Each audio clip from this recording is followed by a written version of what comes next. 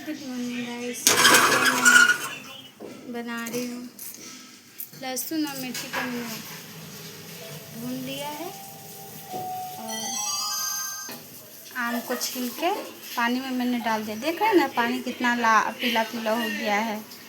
आम छील के पानी में थोड़ा देर डाल देना चाहिए। इसका जो भी गर्मी रहता है ना वो सब निकल जाता है, तो फिर ख़राब भी नहीं करता है। तो मैं इसका जा रही हूँ चटनी बनाने। मैं आगे आपको दिखाती हूँ। देखिए मैं आम काट चुकी हूँ।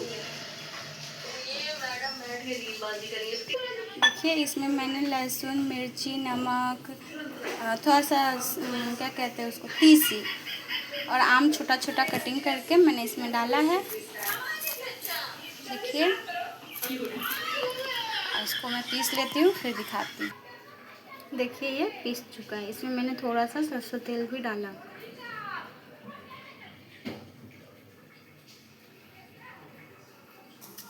Bye bye.